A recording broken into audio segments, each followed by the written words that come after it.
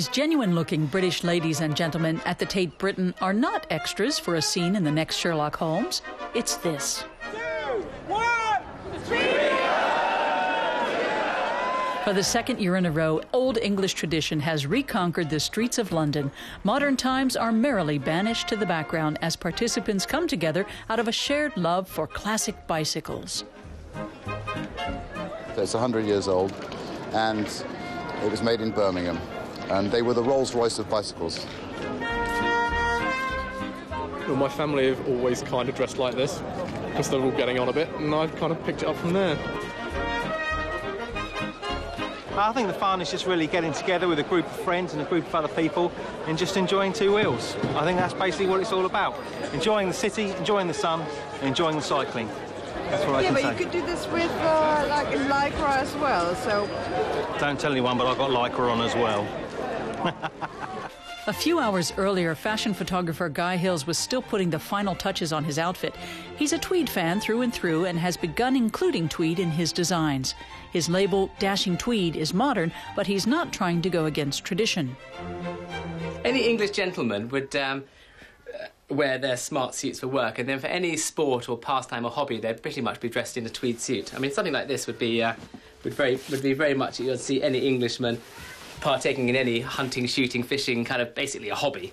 And cycling, along with kind of early days of motoring, was more of a hobby lifestyle, so they'd wear a smart tweed suit like this. And while Guy is getting into the perfect outfit, a suit made of coarse wool from Scottish sheep, the little ones get to work cleaning the bike. At 10:30, the designer sets off for the meeting point.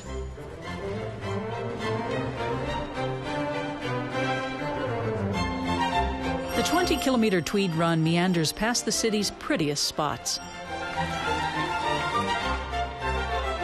It's been quite tricky going through London because they keep getting stopped and then we get divided into various packs, and it's a social occasion on wheels, so you end up just sort of pedalling along and chatting to them.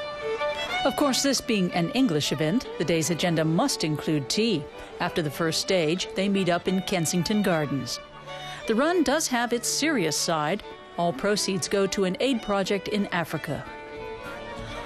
On to Savile Row, home of gentlemen's fine clothiers and a mecca for Tweed fans. The employees of the renowned Huntsman are to judge the best-dressed competition. Demand for the rough wool suits has increased, even though a genuine Huntsman can set you back €5,000. So is this Tweed Run part of a trend? There's a new interest in tweed and natural fibres and old craft, and the craft involved with cycle making and tweed making has been very big in London at the moment.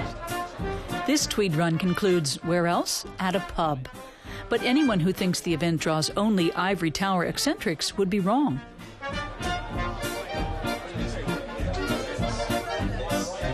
There are Tweed runs happening all around the world now. In America and Australia, I was reading about them. And it's not that there's any overall organisation, it's just everyone is interested in the whole movement.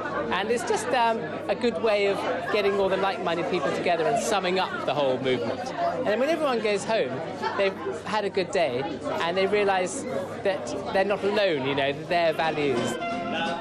The 400 places for this Tweed Run were gone in a few hours. It shows that the humble Tweed is stepping out of the shadows and into the limelight once again. And even in 2010, Tweed is more than socially acceptable. It's downright stylish.